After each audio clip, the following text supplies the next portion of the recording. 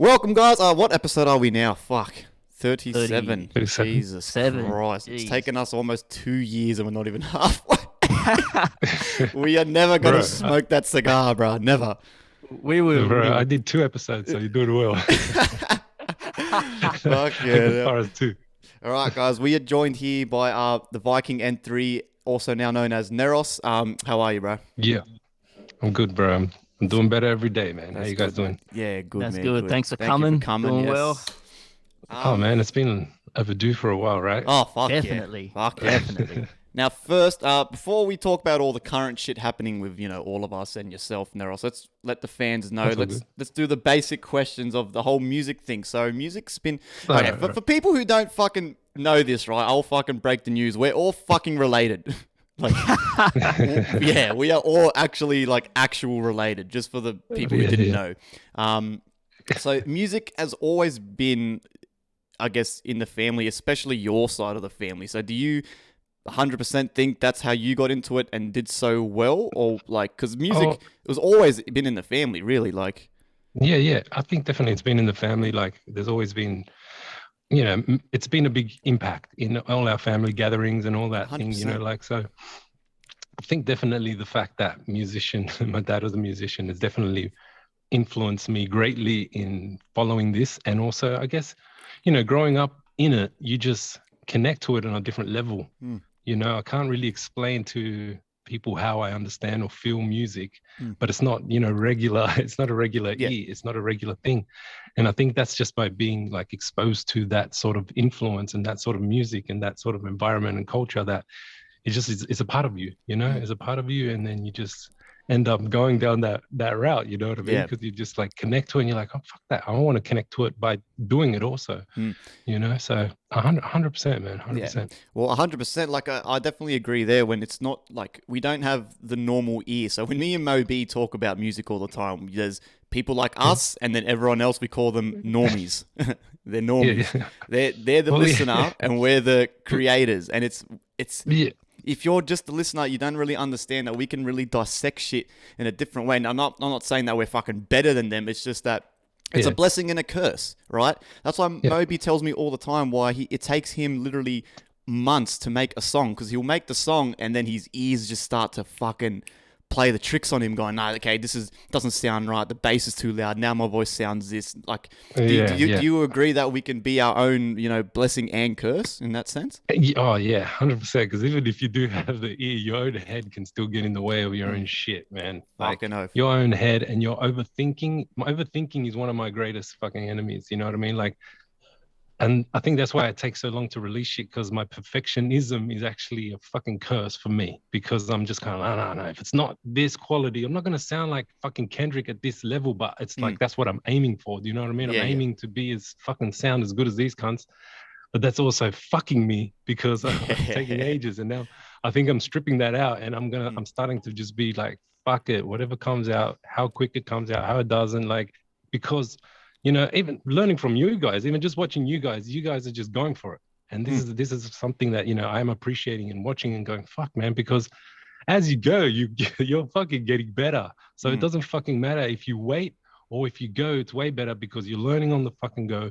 You're building up momentum, you're building up fucking speed, and it's just getting better and fucking better. So it's just like, that's the way you're supposed to do it. Don't fucking cry. Don't overthink. Don't fucking worry, man. And fucking know where you're at and do what you do and do it good, man. Because it's all fucking part of the journey, man. Exactly. Huh? Yeah. You learn as you go. Exactly. Like, I personally, I would call myself a normie. I don't do the music. I don't make the beats. I don't do the bass, the levels. I don't do the frequencies. I just rap. I put the words together, and that's why I'm grateful I have Friendly Fire. And it's a blessing in the sense that it allows me to drop so much stuff so often, because when I listen to it, you guys might pick apart certain things, but the average listener, a lot of my fans who enjoy the stuff that I'm dropping, aren't dissecting it the way that, more talented musicians can. Like, I'll put that on myself. Rapping is one thing, but being able to make the music is a whole nother ball game. For sure, man. That's 100% it. And that's the truth. 99.9% of those motherfuckers Got ain't no gonna idea. hear the shit we're fucking stressing about, you know? We're like, fuck, that is it. And then everyone's like, what are you talking about? That's great. And you're like, nah, man. Then Nah, you hear that man, little yeah. bit there, that Yeah. then there, and you're just like killing yourself. You're killing Yeah. yourself. No one else is with it. Everyone's Yeah. like, nah, shut the fuck up. Just fucking do the tunes, man. Fucking no. And yeah, dude, so I 100% agree. And sometimes I think like, fuck, I wish that I didn't do so much music and I could just focus on lyrics. Like that's like you're saying, you got a blessing there that Friendly Fires, you know, you guys make an awesome fucking team. And yeah, sometimes I thought that to myself, maybe I got to stop producing. Maybe I'm not a good enough producer. Maybe I'm fucking, you know what I mean? Like, well, that's fucking my own self. That's the with thing my own too. process. You putting a lot of the times I feel as well, like we can put, for example, for me and NEROS would be in the same boat where you can put so much pressure on ourselves because we're, for example, right?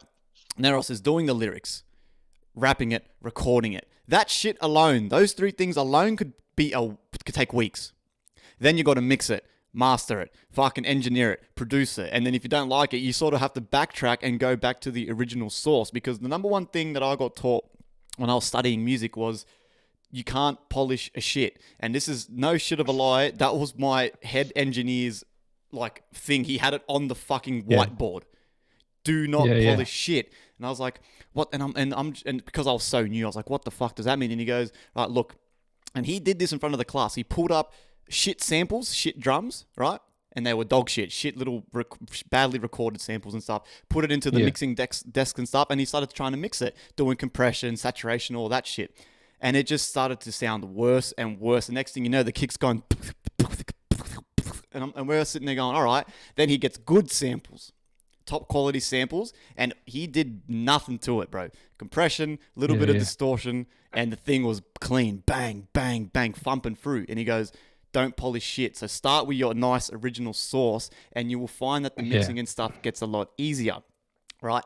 But I feel like the pressure of doing everything yourself can sometimes get to you. Do you feel like it gets to you, NEROS? Because I know for me, 100%, bro. Sometimes I'm sitting there going, fuck this shit, bro. Like 100%, man. 100%. Especially lately where I'm pretty much in the solo.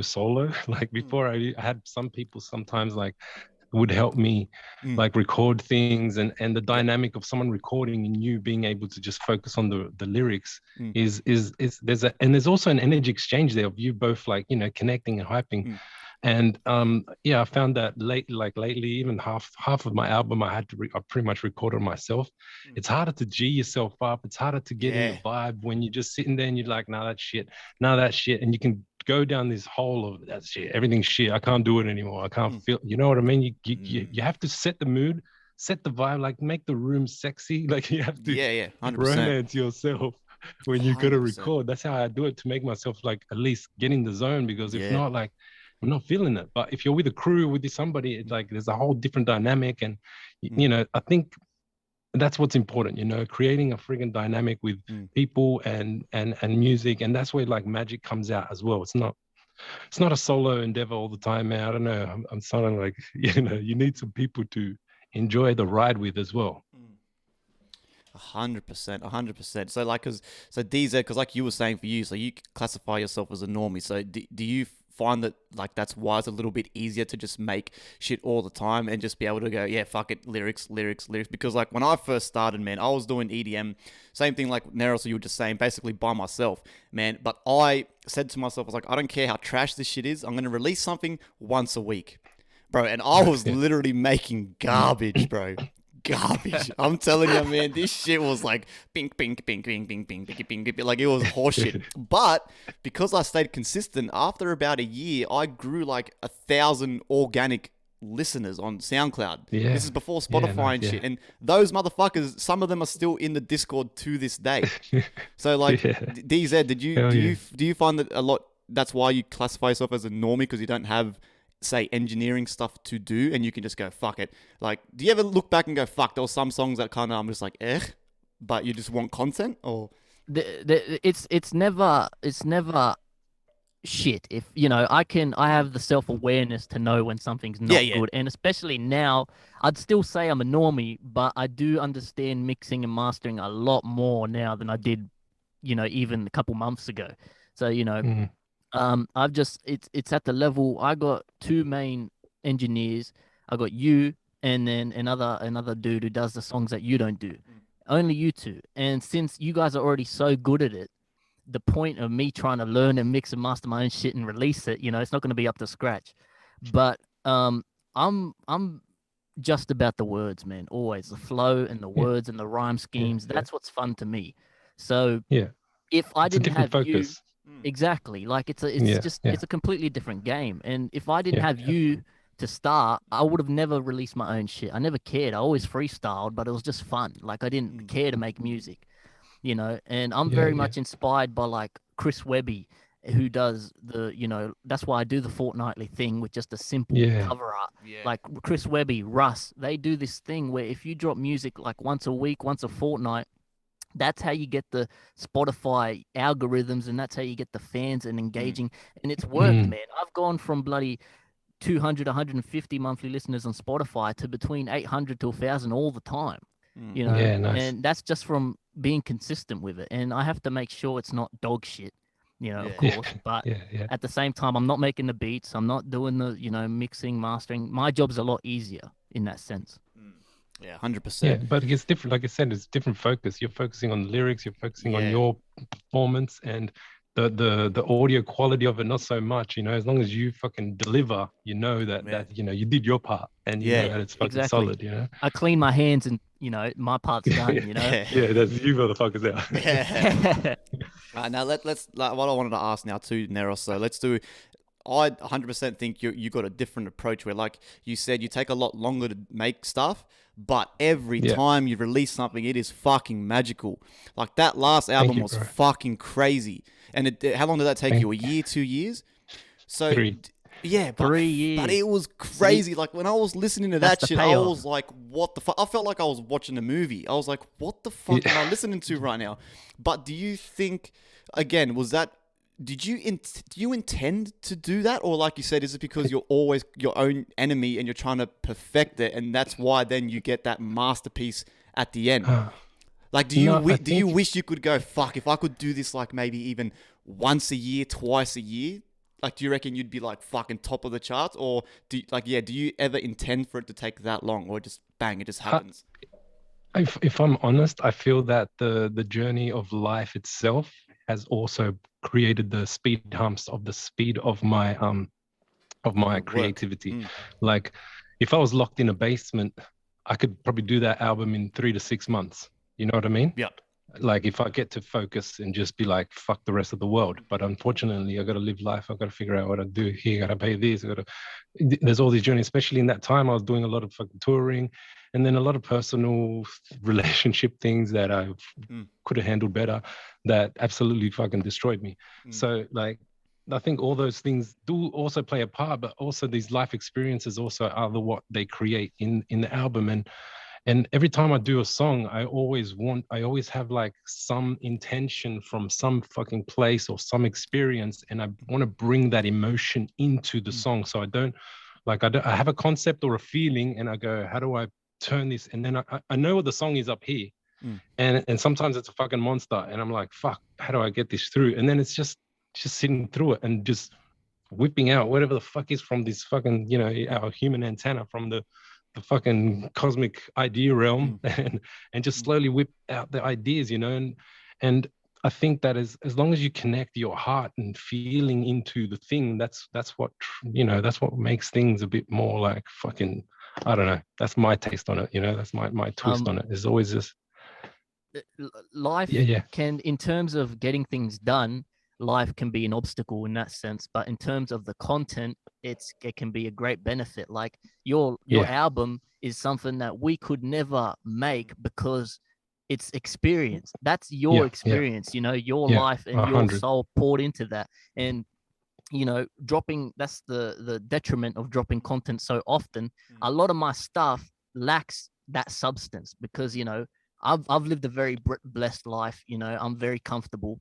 So it's a lot harder for me to try put deep emotion into my music, which is, my focus is a little bit different in terms of rhyme scheme and just, trying to play with the words. Whereas your album really takes you on a journey, which is something that one day I hope to be able to do.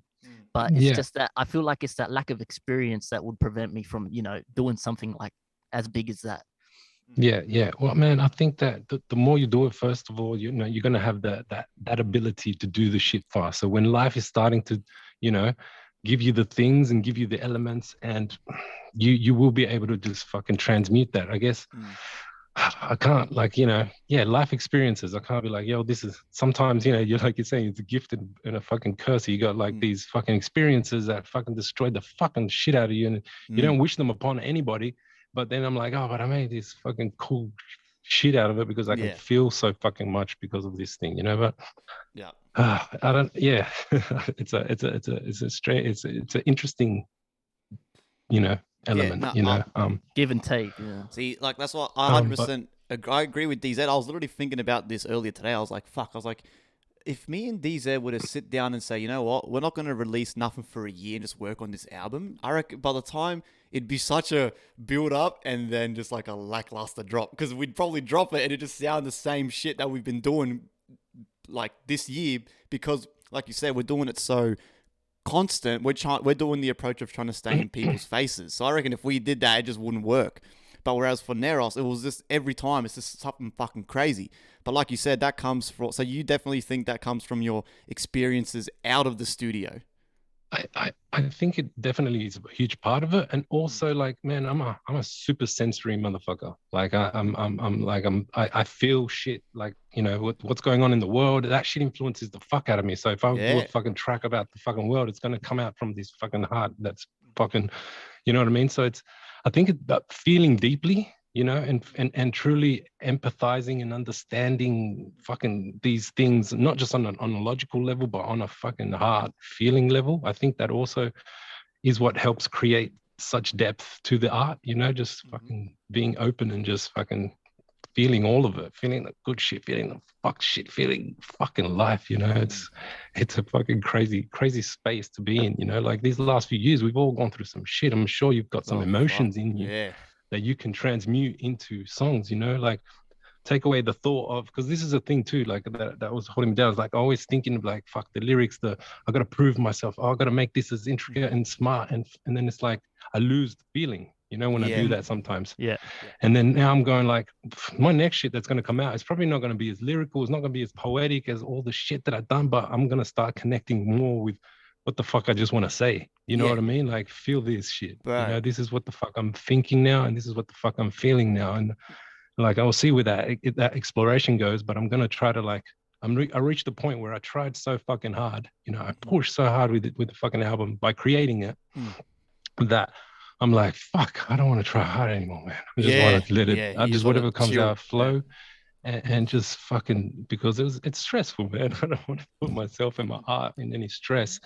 And like, and then if we talk about the release, like I crash landed up on that release. You know what I mean? Like I didn't push all that fucking year of such a fucking album that I had so much connection to. It's like, life hit me in a fucking thing where at the point I think I'm just got out of the fucking hole where it led me, all these fucking shit. Yep. And like it's like here you go, boom, crash. There's nothing. Everybody's just kind of like, fuck, what?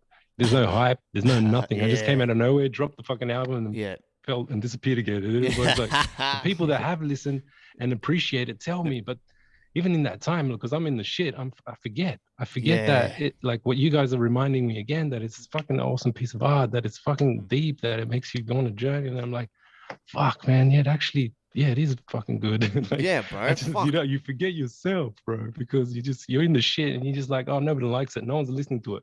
Dude, you didn't fucking promote it, bro. Stop. Stop. Like, it's all these, there's so many layers to it that you got to be careful that it doesn't eat you up. But I'm gonna, like, I've already got plans to, honor the album a little bit more. There's some tracks on there that need videos, and there's some things that people need to fucking hear, Yeah, some videos would be awesome, man. Man. When you did Viking shit, man, I was, my jaw was dropped. I couldn't believe you're kicking cuts off cliffs and shit, bro. I was like, what the fuck, man? Fuck. See, and a wise man once told me, man, shout out to Mo B, that Because I had kind of had the little bit of the same feeling when me and DZ did Spirit and Jackal. Now, that was the first time where, like, we released music where I had people, like, messaging me saying, look, man, this song made me resonate. It made me feel a certain way, because me and DZ had a couple of, like, lyrics about, like, our fucking shit relationship with our father and stuff. And yeah, totally. So there was things about, like, lyrics about our father and stuff, and people were messaging me saying, man, that shit was crazy, and, like, resonated with me. And so after we released that, I was in, like, a slump where I made no music for 3 months. I was just playing games. So I was, in my mind, I'm going, there is no way I'm going to be able to fucking make something that can stick to this, like, do that level and make people feel something. And when I was having, like, a little bit of a heart-to-heart with Moby, one of the other boys on the label, he said to me, he goes, man, he goes, not every fucking project you do has to be a fucking getting on people's deeper level and this and that. He goes, if you just want to make a fucking song that's you going, yeah, over and over, but the beat's fire, just do it. And I was like, it's still fun. You I was know? like, bro, you're right. Fun. Yeah, like, and that's what he said. Keep the fun. Yeah, and then that's what he said. He goes, bro, if you're not having fun anymore, he goes, just, like, what are you doing? I'm like, fuck, you're right. And I was just me again overthinking it. I'm like, fuck, we did Spirit and Jackal, man. We had people fucking crying because their dads don't love them. We're going to have to keep doing all this shit, like, blah, blah, blah, blah, blah.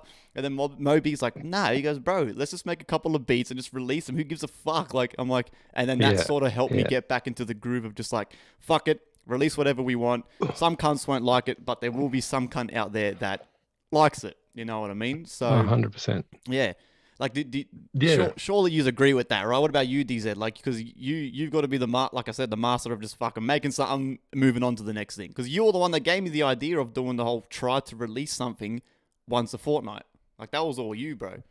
Because the people I listen to, it's just a personal thing. I listen to Russ. I listen to Mercules. I listen to Chris Webby. I listen to those kind of. I listen to Ritz, you know, those kind of famous guys, but they're not super famous. You know, they could probably walk around without, you know, too many people recognizing them, but they're still very successful. They make a living doing this. And that's what I'm aiming for, to make a living doing it. And what they all have in common is staying in people's faces. A lot of their tracks aren't so deep. They can, you know, get to that level, but what the sad reality of today's world is that you need to be in people's faces. Everything moves so quick on social media and everything. People, they absorb it and it goes out the other ear. You know what I mean? Yeah. So you have to kind of pick and choose your battles. You know what I mean? Like, I'd love to do a deep album, and I'm trying right now. I'm trying to write a deeper song, but it's just, you know, it's a lot harder for me without that, you know, experience and really taking that time off away from it. Because it's hard to go from a song like Praise God, where I'm just talking shit, to, you know, a deep song the next week. You know what I mean? Like, it's very much, all my music is very much the same vibe. And that's really what's been working for us. And if it ain't broke, don't fix it. You know what I mean? Yeah. 100%. Yeah. Well, definitely, like, explore and, you know, do, like, I know you got those intentions. So, like, once you get both, all elements, and know when to do what, you know, that's, I guess, you know, the ultimate craft, where you know, well, now I am going to do some deep, motherfuckers. Now I am going to do my fucking cool fucking show smart your fucking range. with it. 100%. So, like, even take your time, you know, like, it took 3 years, so don't rush that track. But if you just always connect to the feeling, like, what does this want to say? You know, what does this part of me want to say? Not the mind. What does this heart want to say? What does it want to fucking make motherfuckers feel, you know? Well, I gotta sorry, go ahead. No, and I was like, it'll get there. That's what. I got a question that I've been wanting to ask you, because really, I kind of just want you to go deep. You've been in this a long time, and you've built quite a dedicated fan base. I'm actually pretty surprised at. I've spoken to a lot of people doing this, like, people have messaged me, and they always seem to know you.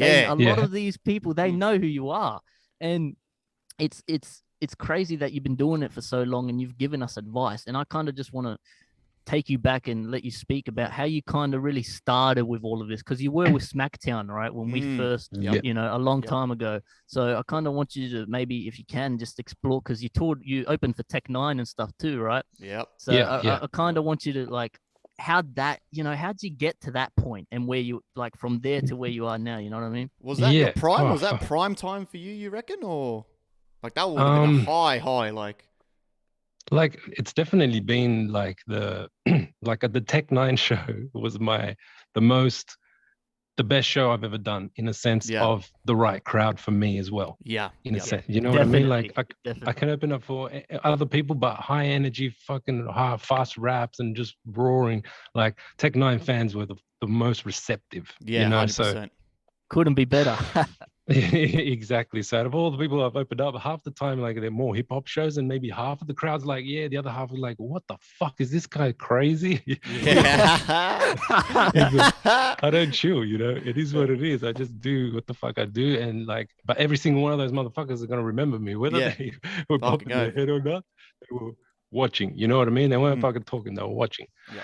But I guess how do I to that point? The journey, like obviously the journey started before Smackdown, but Smackdown was probably the more serious, like got to do enough shows and done enough cool shit in the electronic scene, you know. So like that was awesome because I got to play with people like Justice, Boys Noise, fucking Proxy, Huaratron, which are all like if you're into the electronic music, Boys like, Noises, they're the dons of that scene. And yeah, rapping to that music was always like, fuck, man, right now I miss that music. I miss that fucking high energy electronic shit. So like I'm even thinking about doing some DJ sets again. Like I'm itching. Yeah, know, to just get out there. But I'm definitely still gonna do the hip hop. But yeah, so Smackdown, fuck yeah. We did so much cool just club scenes, you know, and that was as simple as me giving them a mixtape. You know, that was as simple as going to the event holders of that nightclub, which I knew we played soccer together. So they were from the area. So they knew me as well. So that's always a bonus if you know someone and someone knows you or someone can introduce you. There's always it makes everything a little bit easier. But yeah, simple. Give them an electronic mixtape with us rapping on it. Boom. They were like, oh yeah, cool. Have your first show. Boom. Start doing the cycle around there. And then, and I guess knowing certain people, certain promoters, I think the first proper hip hop, I think we did Exhibit, but I can't remember how that happened. I don't know. We did Exhibit in some club in Sydney, but there was La Coca Nostra, you know, Il Bill and all those badass motherfuckers. Yep. Though, so when they're promoters, they just did a simple status online and we're like, who do you want to support? And then I got all my fans to go jump on this status and put fucking Smackdown. And then boom, Smackdown. So they were like, yo, do you guys want to open up? Boom. Now I have a connection with a specific promoter that brings artists into Australia. You know what I mean? So he's got a group of friends. Shout out to Jav. Shout out to Jav and Launch Australia. Since we're here, might as well give the names and give the people that, you know, help me. So he started putting me on like Dirty Dyke, Jam Baxter, Dead Players, freaking, oh man, there was a few tours that he put me on. My brain's not giving me all the details, but so and then one thing leads to another, and then you start like I've been hitting up. I opened up for Tech N9ne in 2018 for the first time, but I've been chasing them for like 5 years. Right? You know what I mean? Yeah. I've been hitting the inboxes of the promoters. I've been like, yo, and they calling them up, finding their numbers, calling them. I hate that shit. But, you know, you're just like, fuck, knocking, and then the funny thing, the link was like. At one point, we tried to pitch Beast Mode 2, the one with Locksmith in Smackdown, to a dude who would like pitch it to radio stations. Yeah. And he ended up working for Metropolis Touring, who is the company that tours Tech N9ne. And because he was working there, he was just kind of like, all right, I know these guys will fucking fit here. So that connection from us trying to pitch fucking radio got me to the doorstep of Metropolis Touring, which I was trying to inbox from the outside, but it wasn't getting any in. And that, so one thing always leads to another. You just got to keep doing and keep moving forward and trust that the doors will open as long as when your intention is right, you know, like, and you're actually doing the work, because obviously they're going to see what I'm doing and they're like, oh fuck yeah, this dude actually does fucking fit. And then you do the one show, and then the next year they offered me the whole fucking tour because they knew from that show that I was bringing what I was bringing, you know. That's awesome. That's crazy, the crowd was so receptive, and they were like, "Dude, you're performing like you're the fucking main act," and I'm like, "That's what I do." Like, this is my show, but it's not. No disrespect, but it's their show. But I gotta do what I can, because this is how I'm gonna get to anywhere. This is how I'm gonna be remembered. This is how they need to understand who the fuck I am as well as an artist. I'm not just a dude that's come here to warm up. I am, because it was the fucking ultimate fucking warm up of the fucking night, because people remember that shit. They were like, fucking Viking N3 and Tech N9ne. All of Australia that went to see those shows remember our names together. Even Tech, he was like, man, they love you down here, bro. They love you. I was that's like, awesome, man. Yeah, that's fucking sick. Because he's seeing all the fucking tags on the internet, with my fucking name as well. So that is he's like, nuts. I fucking love you down here. And I'm like, yeah, motherfucker. It's hard though. When you're so like not starstruck, but you're just like, oh yes. You don't have to talk back to Tang, man. Fucking crazy. I need to smoke some more doobies with you, but just chill at the couch. We had cool chats, but it's not when you're first time. You're just like, fuck, so Tech. You're just chilling in the class right there with me. At one point, we were smoking a joint. Tech passed me a fucking joint, bro. That moment, I was just sitting there going, be present. This is happening right now.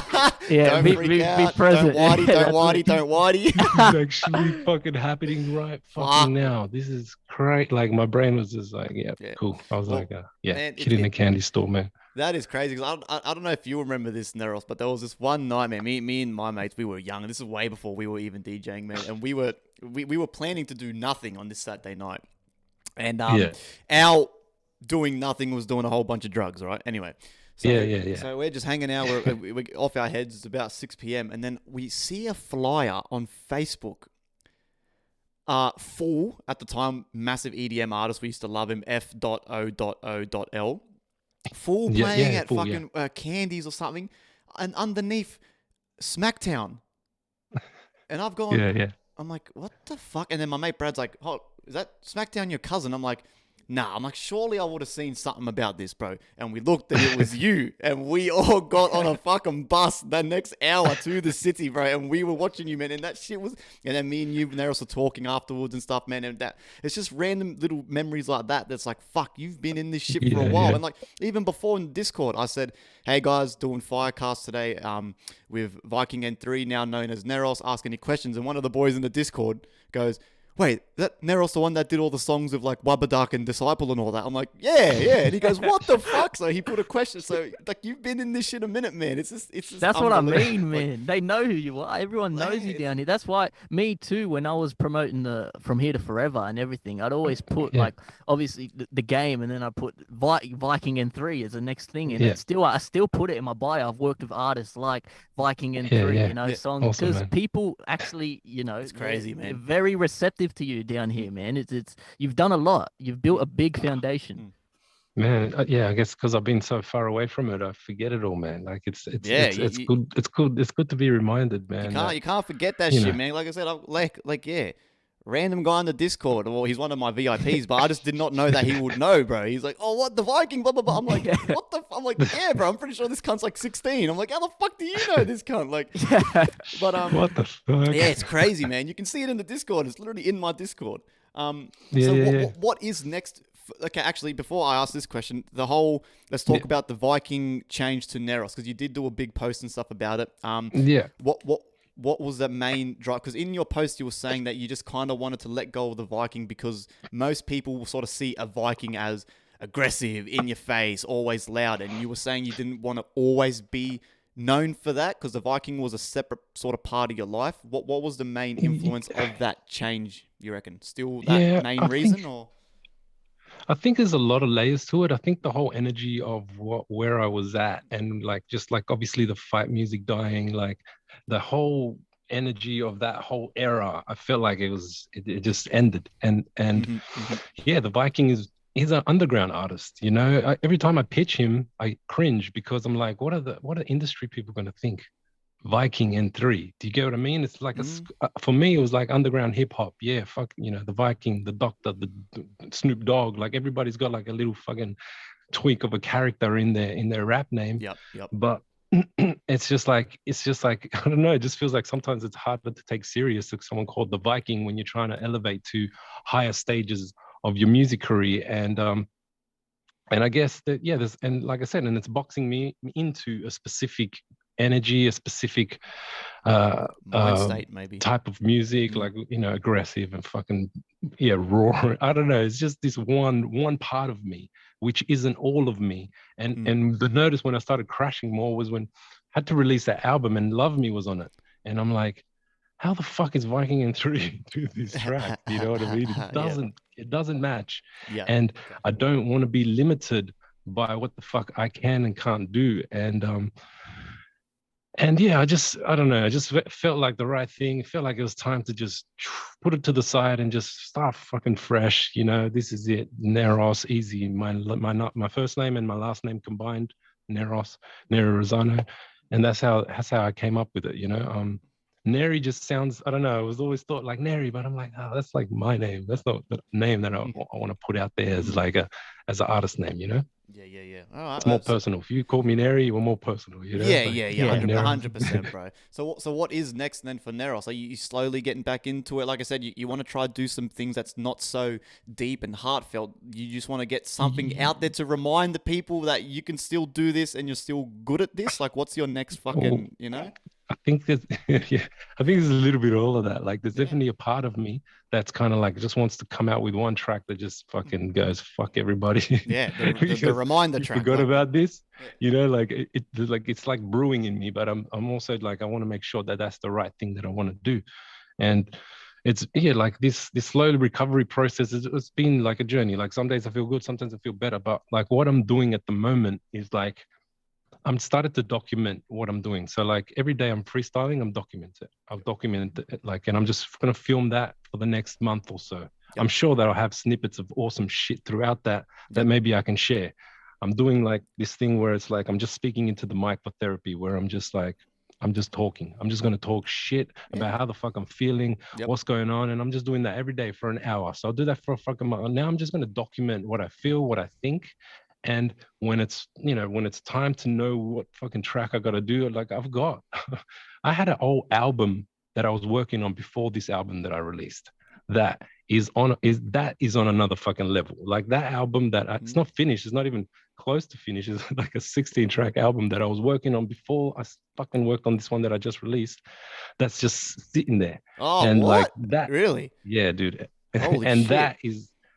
That wasn't a Viking N3 album. Viking N3 couldn't pull that off. NEROS will be able to pull that motherfucker off. But that's the thing. I got to get back into that connection with that album, because that's to me, that's going to be a fucking magical as fuck album. That one is like, it's already got it's already got all the feels. It's got like, and it's more like gentle, you know, it was always more gentle.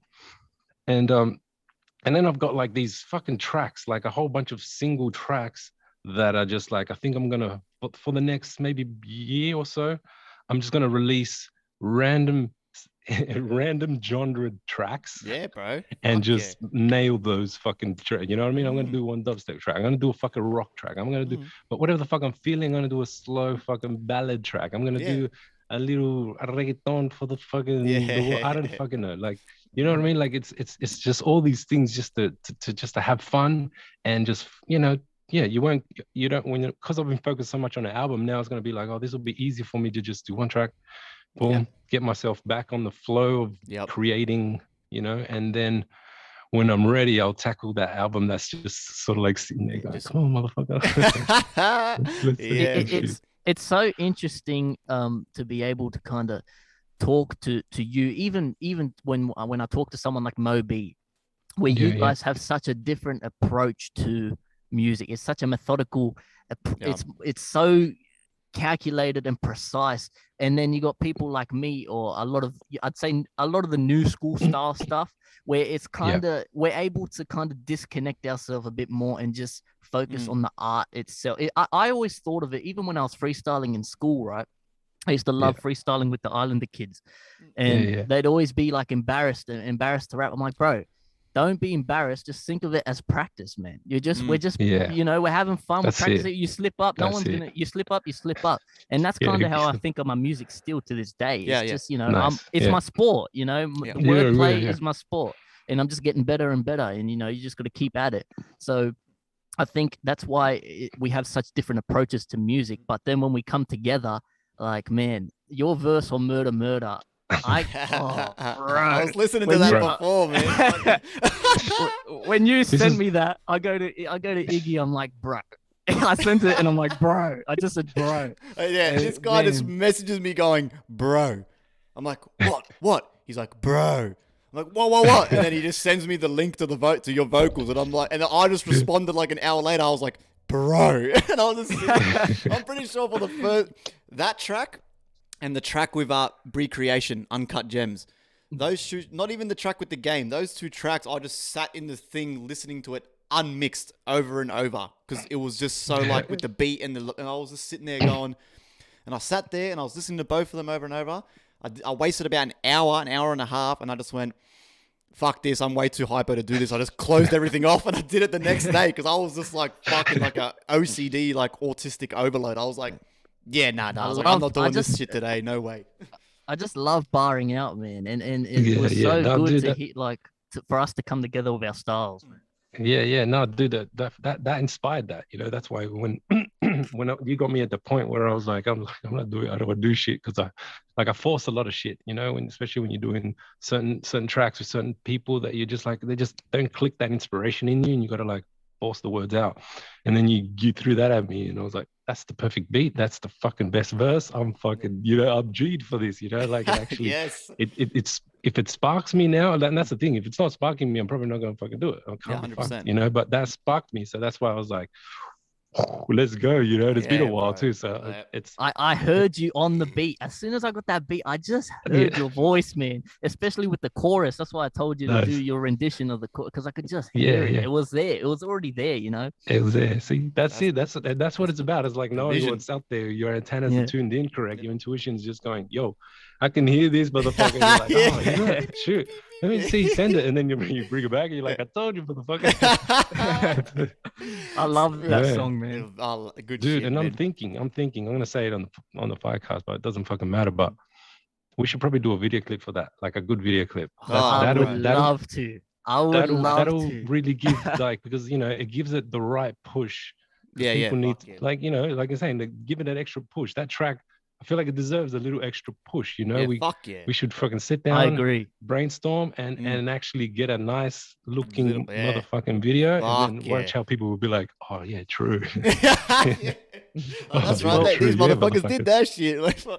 well, speaking of videos, I did also want to ask you, the Viking shit video, man. I just kind of want to hear your thought process behind that and how that came about, because man, I can't believe you did that, man.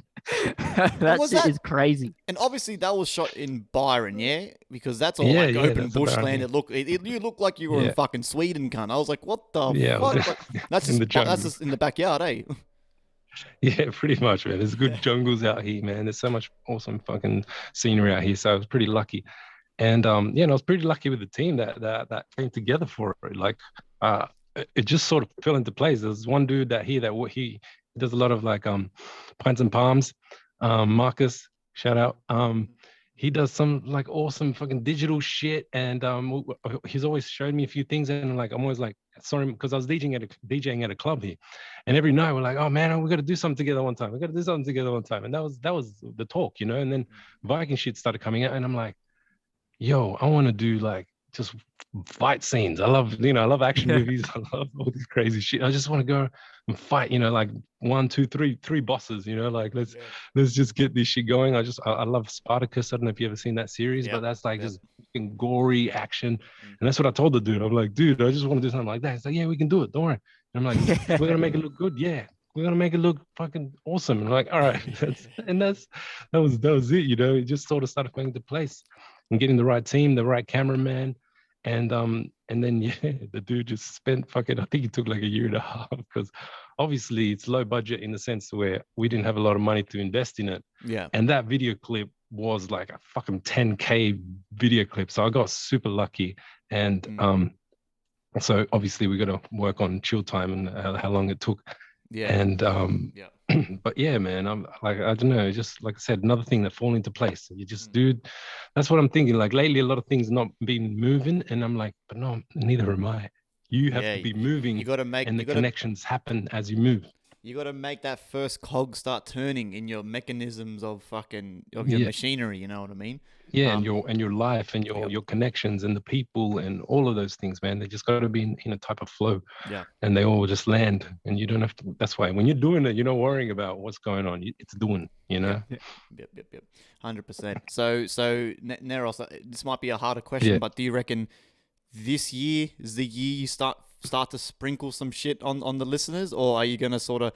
We've got like what? It's 5 months to go in the year. Are you gonna bank it up and wait for 2023, or are you kind of itching to kind of like, fuck this, I want to start doing shit? Like, where's your head at? That's a yeah. Well, I think people are gonna start hearing from me, but they're not gonna get any music right away. If I'm honest, like I was saying, like probably like these weekly thoughts and like specific like life shit is gonna probably come out, and so I'm gonna probably start my momentum with just expressing myself as a human, and maybe some of the freestyles, who knows, like, so there might be a little dab here and there, but I want to say yes that this year we'll have some music. It's hard, but to tell. It's hard to tell, hey.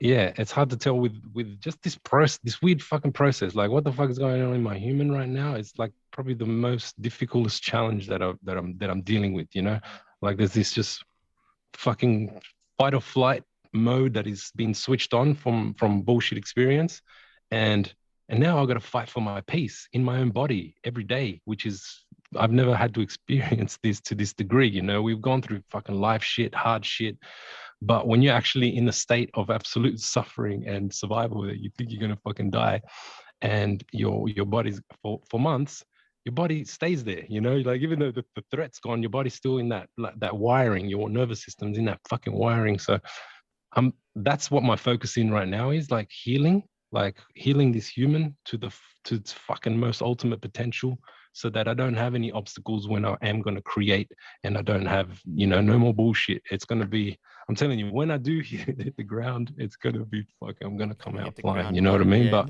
I can't tell you right now how long this process is going to take me. I like to stay positive. I think like I said, I'm getting better every day, but then there's a day that fucking knocks me on my ass, and I'm like, shit. With as simple as like not getting the right sleep, that right now with the situations going on, that could fuck me for the whole day. So like it's crazy. So right now it's just like meditate. Like meditation is what's fucking saving my life right now. Like meditation puts me in that rest state, and then I just got to continue and make sure nothing in life fucking knocks me in. I'm like, oh fuck, shit, quick, go. So that's where I'm at the moment, man. Yeah, shit, man, that's crazy. And for you too. So like I said, you're doing everything yourself. You've got your studio right where you're living, or you don't got to go anywhere to make music, nothing like that. It's right there. Yeah. Wow. Yeah, like I've got that's a fucking, you know, you got it all there. So it's like, wow, it's just the human that needs to get there. Yeah. So it's all just there, but you feel like life is 100%. Sometimes it's a bit much, and it just gets in the way and stops that creative. Well, Well, I think it's like it's our choices, really. Like there's patterns in our fucking brain that have been passed on to us from many things. You can't blame everybody, but that's the truth. You can pass down fucking patterns. You got things, and you got to play them out. And you fucking know sometimes you know all the time what's right and what's fucking wrong, and then you got to deal with the repercussions sometimes, you know. But something inside you needs to do this fucking thing because it's been implanted in your fucking head that maybe that's okay, or maybe you got to learn your lesson the hard way.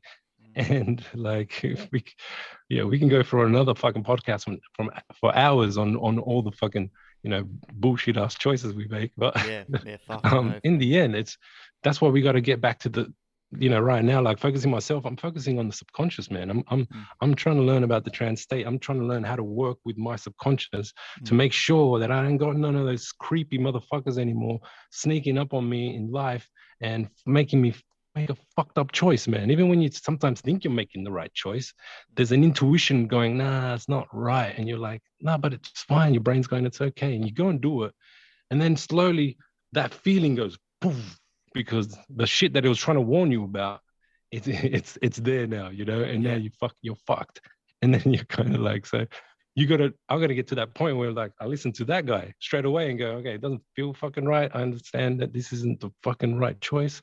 Go with your gut. Your body is always telling you what the fuck is right and wrong, man. But we're just always communicating with our mind, our crazy fucking mind that's always justifying everything, finding the reasons for things to be okay. And then it's, you know what I mean? He's a fucking liar. He's been tricked. He's been programmed. He's been, you know what I mean? He's been hurt. So I feel what you're saying. Like, man, it's resonating so hard, man. Just really learning to kind of switch off your thoughts, man. It's just it's a practice, but man, it is so worth it. When even a couple years ago, I never used to. My brain was running me, not me running my brain. You know what I mean? Yeah. And just you said that meditating helped that, DZ? Sorry, you said meditation. All the time. Yeah.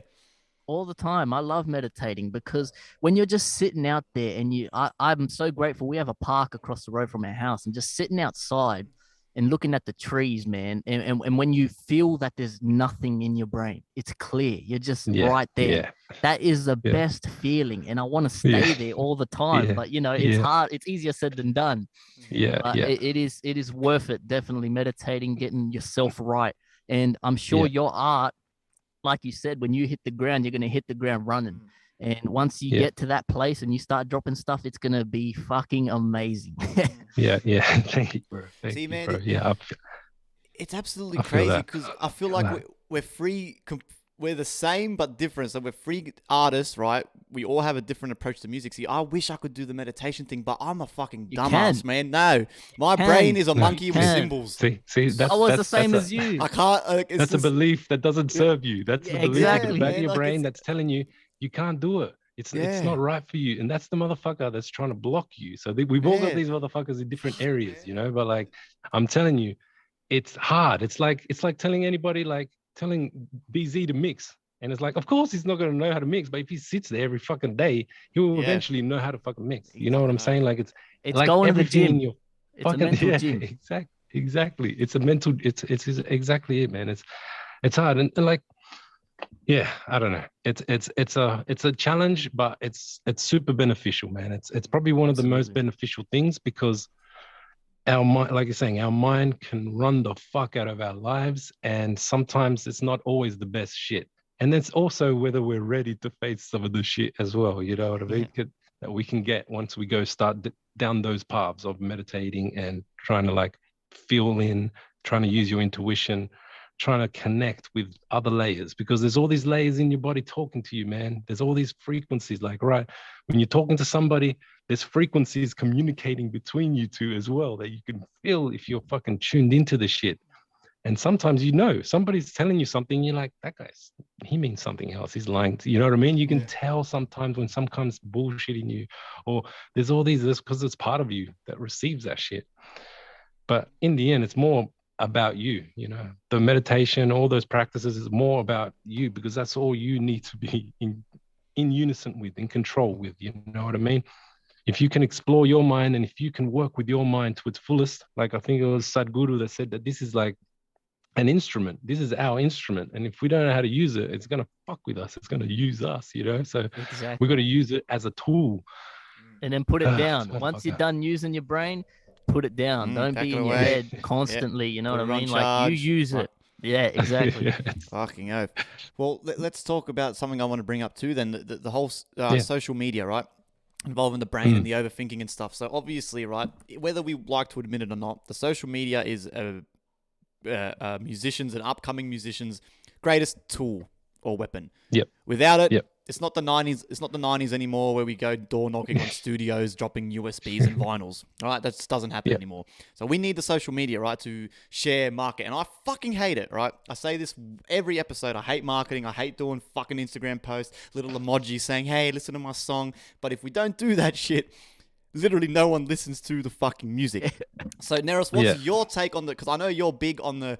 It's like a tool. Use the social media and then fucking put it down for a little bit. How do you how would you explain to an upcoming artist to use that? Because my opinion is that we have to fucking use this shit once a day. But I hate it. Yeah. But I've taught myself to use it as a tool. But it's hard to fucking balance, you know? Yeah, it sounds like me. I hated the fuck out of social media. Hate You know it, what I mean? man. I hate it. I'm not gonna say hate anymore because I'm trying to change that narrative for a minute. Because if you Yeah. say you hate it, then it's always going to be your enemy. So if you just say it to your head, I love social media. Just start fucking with your own head. I love this shit. I Convince love yourself. posting every day. No, but like that, it'll help if you start saying that. But the way I'm gonna do social media moving forward is like a lot. I overthought everything, you know, like, this post has to be the right post. It has to say the right thing. It has to be the right pick. It has to be like, it was always like you have to treat this like a business. And then like, it crumbled me every fucking time. The stress, the everything. I couldn't catch up with the post because I'd always be like on the day trying to figure out this write up, and it was always like, it's just fucked. So at the moment, I'm kind of like, social media. Media is supposed to be social, like me and you hanging out, like we're just chilling, like the real shit. That's what we're supposed to be I doing with love that. social media. Yeah. I So what I'm love what doing you now yeah. is, like I told you, I'm documenting my life. I'm documenting things, and that's what I'm going to be posting on social media. If I'm in here chilling and I got to do a photo, I'm going to do a photo of me here chilling. That's what you're going to get. I'm not going to go out there on a tree and start fucking hanging upside down with my nuts in the air. So just to make a cool pic. You know what I'm saying? Like, I'm done with trying too fucking hard. Like, document what you're doing, document your sessions, document things, because when you're being documented, you know, the observation law of the quantum realm, you're going to act a little bit different. So maybe in that moment, you're going to do something that you can use for content. You're going to do a real life moment that made you laugh, that made you cry, that made you do something. Like the other day, I don't know if I'm ever going to post this, but when I was freestyling, I went through some of my tracks. Like I went through Viking shit and high power because I sent to a specific place. I don't want to announce anything, but I sent it to somewhere to hopefully do an awesome show. And I reconnected with those tracks, and I haven't heard like high power in so fucking long, man. And I actually started fucking crying. Like I started fucking crying, and then I was like, oh fuck, I'm filming myself crying. And now I've just accidentally captured a real moment of a moment, you know. So it's like, just document your fucking life, and then whatever the fuck happens, like you have content, you know. But if we overthink every track and everything and every fucking like, it just gets too much, and then people won't connect to it either, because it's just like, I'm doing another track, and it's just like, okay, cool, he's doing a track, and he's got another one, but where's the emotion? Like, where's your feeling to it? Why is that person connecting to their, like, if you want people to connect with you, make them feel something, you know. That's the law of sales. Like, this is why sex sells. They put a fucking ass there and some stockings or some fucking a bee, and dudes will be like, I felt something. Oh, I want that bee. This is the marketing tactic. It's like, put an emotion behind whatever the fuck you're doing, so the person watching feels something and also wants what you're showing them, you know, or make it sound like that's what they want. So you get what I'm saying? Like, these are how these motherfuckers are selling, but also like how to be real. That's how, for me, is just now I'm just going to use social media socially. You know what I mean? Like it's something social. It ain't fucking serious for me. And hopefully people will connect with the realness. You know, I think that's what we're missing. A bit of realness in the fucking world. Well, that's the thing, because now social media is so fucking like stale and stagnant that there's always like, everyone's fucking using it. Every cunt's a businessman. Every cunt owns this. Every cunt does music. Every cunt can mix and master. So I feel like trying to add that actual emotion behind your post would be the smartest way to try to get organic, you know, listeners and fans to return what they're trying to feel with you. You know what I mean? Do you agree, DZ? Like, how does... I love how you dissected it. You know, it seems so simple, but most people wouldn't think about it. Social media, you know what I mean? It's about connection. And even the people that run Facebook, every time they're talking about their own product, they're saying it's about connection, and it goes in one ear out the other. You know what I mean? But social media, I love that. You know, people want to see the real. People want to connect and feel something, and you got a great approach to it. And I'm keen to see all this stuff you've been talking about, all these documentations and stuff. Well, like, fuck yeah, man. And another thing that I think I know why we also hate social media is because the platform holders, they're not legit. They're Yeah. motherfuckers. Like, especially like Bullshit. this whole making us pay for visibility. Mm. Like, oh, now the pictures, like Instagram pictures don't work anymore. Algorithms. You got to do reels now. Like, Yeah, they keep yeah. fucking with people. Like, Yeah. let people be people. Whoever wants to tune into photos, let them tune in. You know what I mean? And Facebook, same shit. Fuck these Yeah. cunts. They're just always trying to take money off motherfuckers. And it's Yeah. kind I of hate like, you get Facebook. money off your fucking. If, like, you know, products can sell, like, you know, Mitsubishi can put ads. They got money for that shit. Let us just connect to the people that want to connect to us. So, like, there's that war as well. So I guess that's why when you take away its power in the sense of like, you ain't shit to me. You're just gonna, you're casual, motherfucker. I'm gonna use you as a casual because this is what you fucking treating me like, you know? Yeah, it's weird. It's because I feel like, especially Instagram, they're the kings of making us funnel into like a bandwagon or like a trend, for example. So like now, like it's like you said, everything has to be real, and it's like people are just getting dumber and dumber and dumber. And if now you can't sell your product in less than 10 seconds, that cunt's just gonna swipe to the next video. Like, what does that got to say? Like, are we?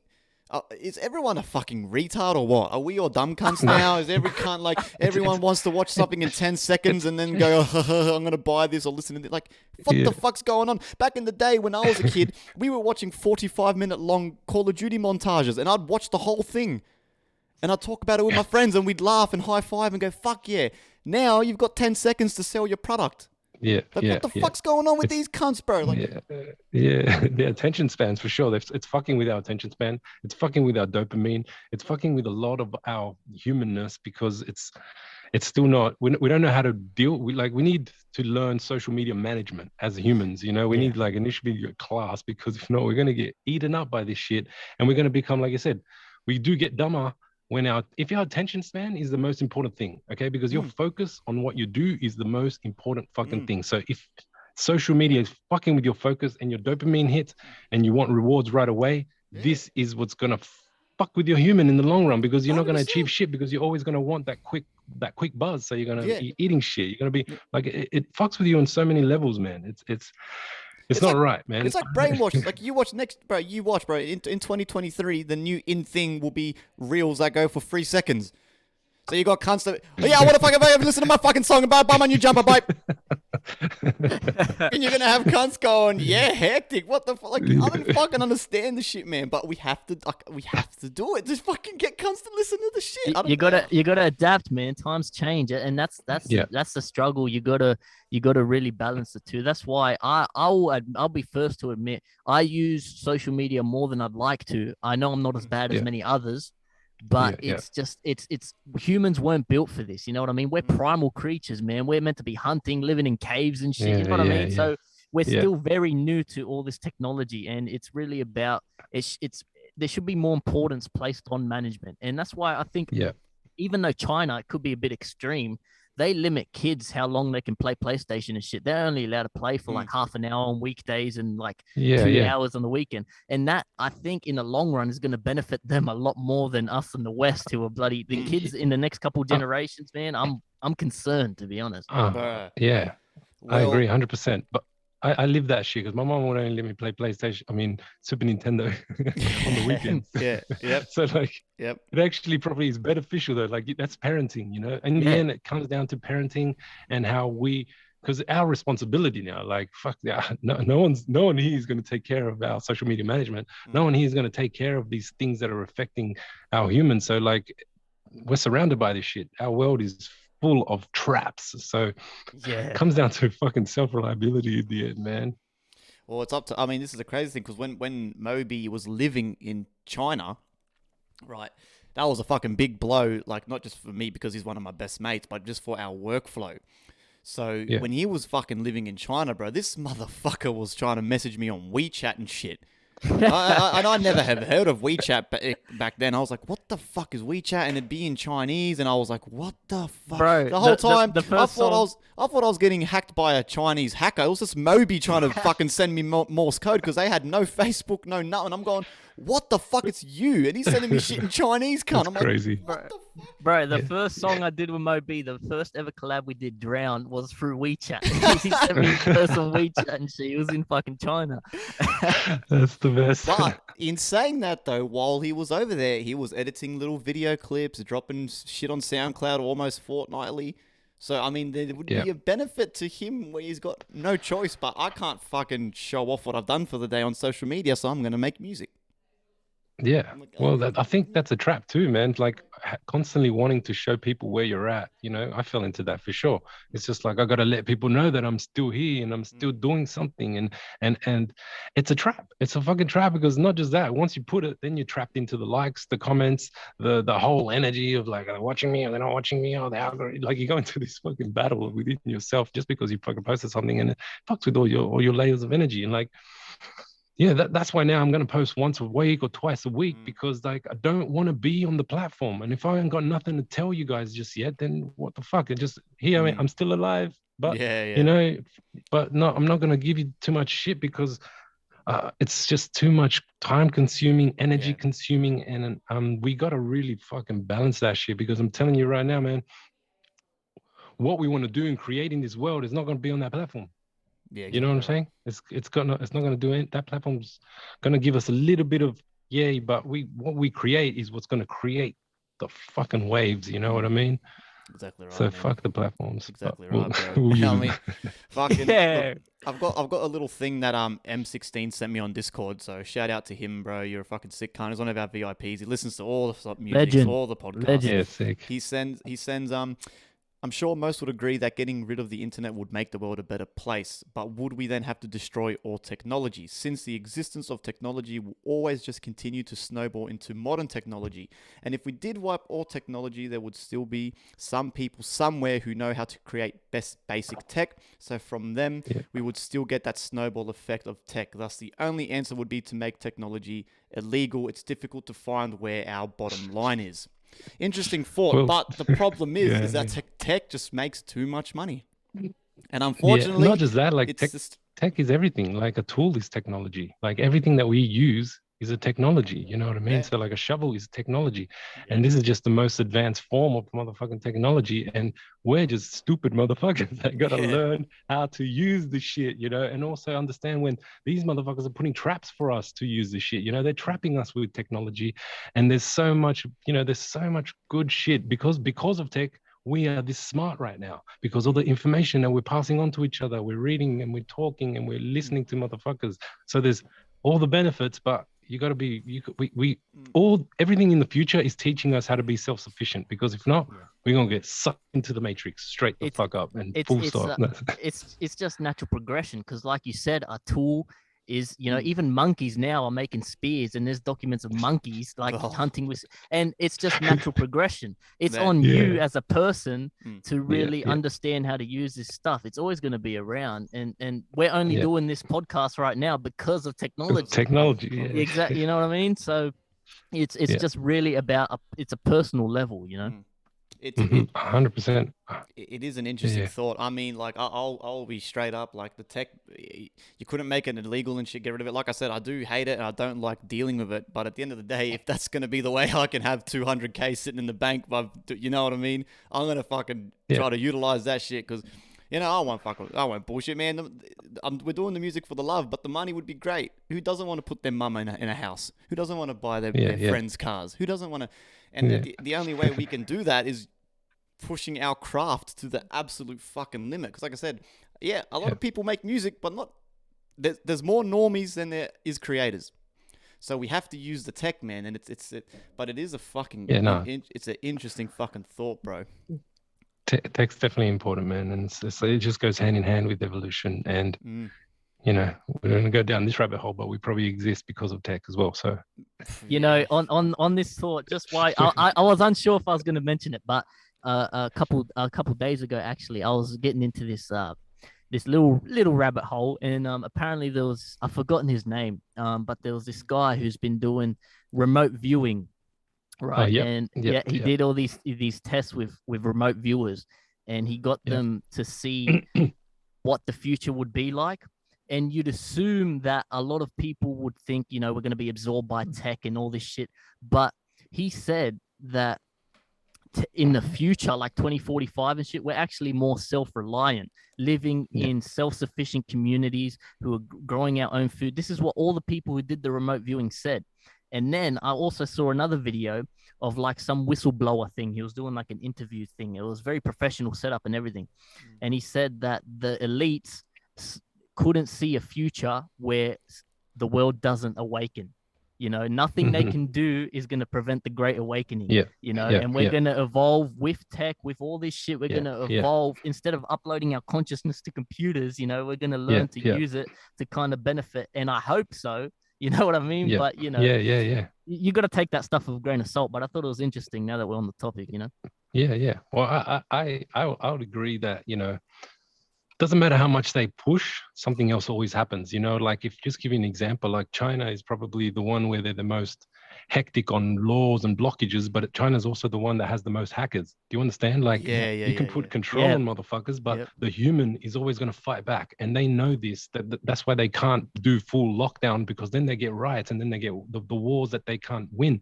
And so it's always, they are always trying to like push as far as they can, but there's always a point where the human and the spirit, that's why we're here, to experience this shit, to experience the resistance, to experience these motherfuckers trying to, and that's what creates all the crazy, beautiful shit as well. So it's just like, it's the dance of this realm of polarities that is just like control and freedom and you know, it's never going to be full control. It can't, you know what I mean? It's just not possible, like energetically, fucking philosophically, fucking, you know what I mean? See, I don't know. I love that. I don't know, man. You two have a lot of faith in the human race. Like after COVID, man, that shit was crazy. Like people were like scared. People were scared shitless. Like we got through the Nazis, man.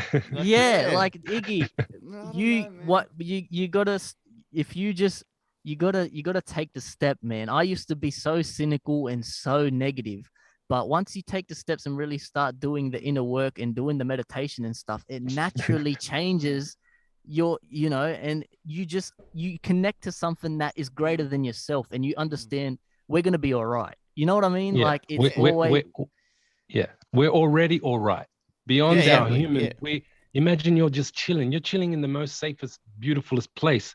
And now you're experiencing a human that's going through all this crazy shit. But like when you're watching a movie, you're on the couch, man. There ain't no killer coming to get you. You're experiencing it. Yeah, that's you're it. Experiencing the fuck out of it. But you're cool. You're actually okay. So it's hard to get that understanding and fully connect to that space where you're just like, no, everything's cool, man. This is just passing moment. Whatever the fuck happens. This is a game, man. Fucking all die. Who cares, man? Our souls live on. That's it, man. I love it, man. The way you say things resonates with me so hard. It's just great to connect, you know, to speak with like-minded people, man. It's fucking awesome. That's fuck yeah, man. And just speaking the truth. Navi. So ask her about the cosmos and So what are your thoughts on tech stuff? So what are your thoughts on technology?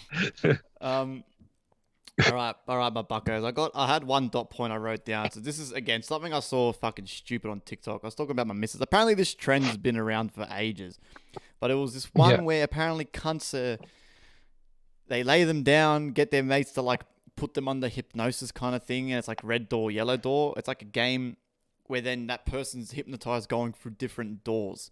And they're just describing what they see. But as soon as they see the man in the black suit or a room full of clocks, you have to get out immediately. And then you see, a lot of it could be fake, but you see people freaking out going, then I see the man in the black, and their friends going, oh my God, get out. Like that's all. Yeah. That can't be right. That's all subconscious shit trying to put each other under hip. I've never heard of it either until the other night. Chloe reckons it's been around for ages.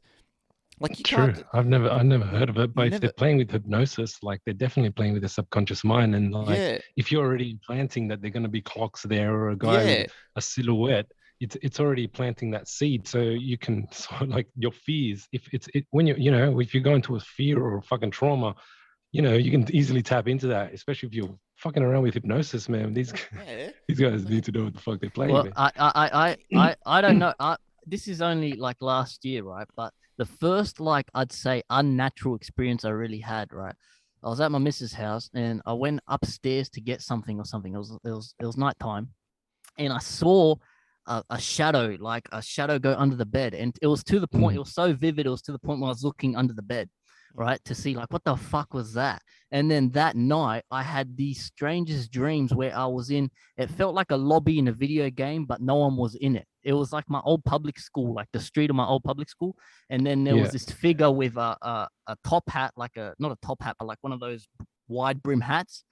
And this tall, shadowy figure was in my dreams, and it was just me and him. And it was the strangest. And ever since then, I'm like, bro, this negative energy, this shit. And ever since then, I've been a lot more in tune to it. And I can really feel when we cleanse the house all the time. My missus is very intuitive too. We know when something's not right, you know, and we got to cleanse the house or something. And so now I'm a full believer in there's something definitely greater. There's definitely bad energies that can tap into your mind. Like that was crazy. You, Neros, surely you've had some crazy experiences like that, right? Surely. Because you'd say you're a pretty spiritual guy, or are you good at blocking out the crazy shit where you're like, okay, I know that's not, I don't enjoy that. I can block that out with the power of my own fucking mind. Like, I feel like, how to explain this?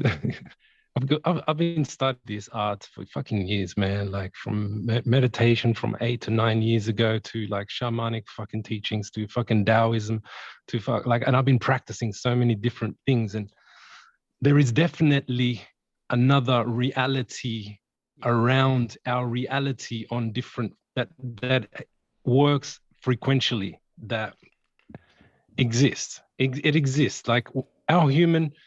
It's hard to understand it completely, and there's two layers to it, you know, like one of it is like external fucking forces trying to fuck with you, and then there's another one that it's actually your own internal buried shit that is coming out as external forces trying to fuck with you. Do you know what I mean? Like that's one thing that I have noticed is a lot of people that have experienced trauma or have some buried fucking thing, they see dark entities, they see these specific things, but it's just something inside them that needs to be taken out, viewed, held, understood, and let go, you know? So like there's so many layers to this that it's hard to just express it all on my understandings of how I think. But I definitely think that there is things dimensionally that exist.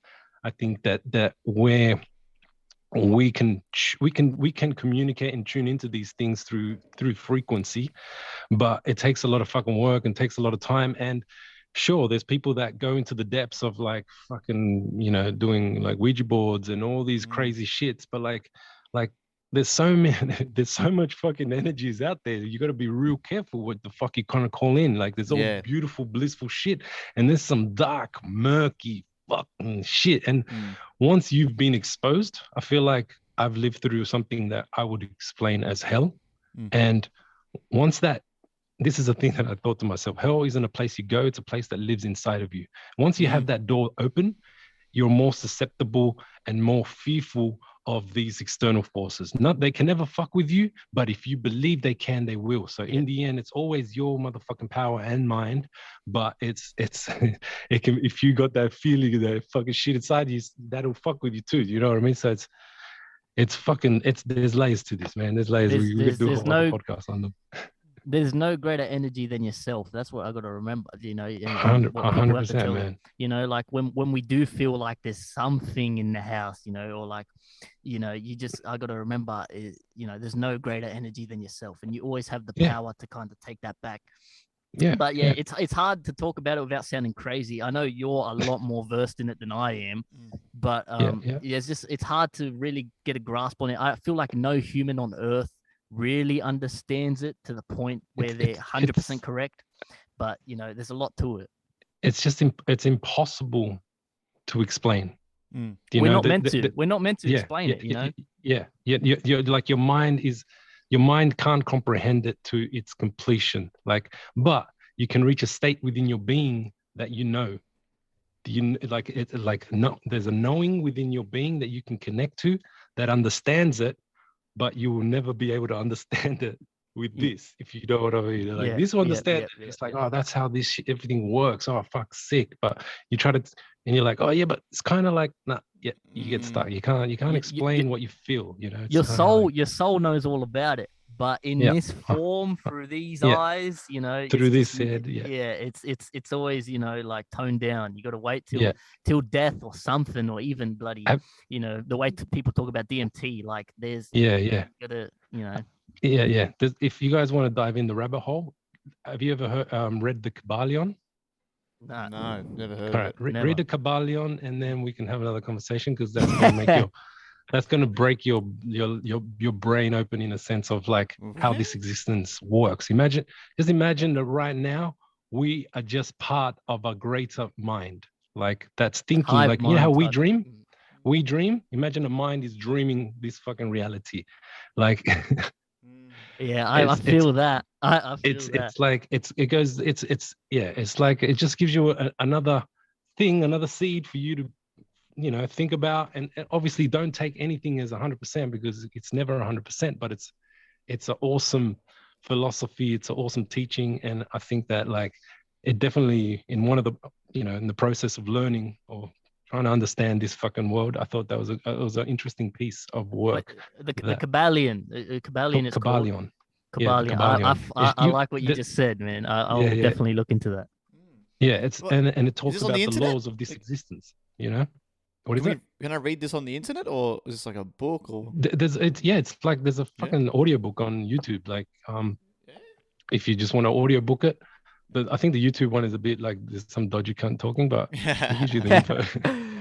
Yeah, I fuck with that. You know, like this is all dream sequenced by a greater entity. You know, like something like we're just a small piece of something. Huge, like it's like it explains that we're a finite mind of a greater mind. So our finite mind is never going to understand the layers of this greater mind's creation. And like everything in our world is like mind, intention, creation. You know what I mean? Like it's the force of all creation. So why can't a fucking greater thing create something like this with technology? Not this, you know, like think about the possibility of technology in 1,000,000 years. Like you just got to think about that, and you got to think, oh, I'll definitely be able to put my consciousness in a fucking something that makes an experience that is as exactly, that is something like this. Like we're in this fucking loop of who the fuck knows. Just fucking let's be here and do it and just have fucking fun. Enjoy it. Share for what it is. Exactly. So that's the simple side of it. That's just crazy. Like when DZ on the last episode, you're trying to explain to me about the fucking, when you look at our nearest galaxy, we're looking 13 James Webb, billion years like later or something. I just could not comprehend it. I just could not understand. I'm like, how can you be looking that far away into the past? Like 13 billion years is like a ridiculous amount of time. Like that is, and that's not 13 billion years for us. It takes light, the fastest thing, light, to travel 13 billion years to hit us. Like, man, it is crazy. No way, man. Yeah, and that just makes you think: is that all just different timelines of one existence? Or like it could be. Like it's just I've just accepted that I don't know shit. You know what I mean? Like I don't know, and that's okay. I'm here to have fun. I'll do my life. I'll do it right. That's it. You know? Exactly. It's just fun to explore and talk about, but like definitely in the end, you come to that same conclusion. I don't. What the fuck am I doing? You don't. Fucking hell. You got questions, Ziggy? Or I got 0. Wait, so the only thing I'd ask was so favorite genre in 2022: mumble rap, hip hop, EDM, other, and there was 50% EDM 1, which I was surprised, to be honest, because I know EDM was massive a couple years ago, but apparently people are still fucking with it. A couple of notes for other, mumble rap 0. That's fucking no surprise. See, the mumble rappers, I feel like they're the people that make music with zero like consciousness about the greater universe. It's just kind of, they're the ones that are just having a laugh. They're just having fun. They're making a quick buck, like it's you know what I mean. But they're just kids that like a label's picked up that they think they could sell, turn into a product, and tell them to rap about all bullshit so they can wash the minds of all the fucking people listening to them, and it's all part of this fucking elaborate bullshit. Yeah, well, I'm hip hop, man. I'll always be hip hop. Bloody, man. I don't know, Neros, if you know King ISO. Do you listen to much King ISO? I've only heard some things. Like I haven't like deep dived into his artistry, but I've definitely seen that. I've seen where he's at and what he fucking does. I've been listening to It Made Me Crazy, his song with Tech N9ne lately. I've had that on repeat, man, in the gym. Oh, yeah. And that shit is so catchy, man. And Tech N9ne's flow, that's just it. I always come back to that. Like hip hop for me is, I just love the chopping. I love the flow. It's for me, it's flow over everything because it sounds good. It flow like it's just. I pride myself on the flow. Yeah, and man, that song, Tech N9ne's flow in that song is just fucking unreal, bro. Like he's so good at what he does. I'm hip hop, man. Hip hop till I die, bro. Like a weird hip hop, but hip hop. You know. Yeah. Fuck yeah, man. Like rap, rhythm, and poetry. So like rhythm is the flow to me, you know, and poetry, obviously, you know, it's important as well. Like for me, I connect more with the flow and the feeling than the lyrics sometimes. Like like lyrics will be probably the last thing I listen to in a track. Like I'll listen to the music and the feeling that fucking cool motherfucker's doing, you know, and then later I'll go, unless it's some really fucking straight in your face lyrics as well, you obviously pay attention. So there's different layers that you tune in. But I think it's like you said, man, like the flow is the most important. One of the most important. You got to have cool lyrics too, but that's why all these mumble rappers kill it, because some of them, they do got some sort of vibe and flow, and they ain't saying shit, but people are like, because that's what they connect. So if you got that flow going, you're in. Man, you know, times change too. Like I've said this before, but my friend Holloway showed me this song by Polo G, right? And I didn't like it at first. It was auto-tuned to the shit house. And then after I listened to it a little more, I'm like, fuck, this is a great song. Like this shit is fucking fire. Like, you know what I mean? They're using tactics of brainwashing in their shit, man. I'm telling you, it's the same.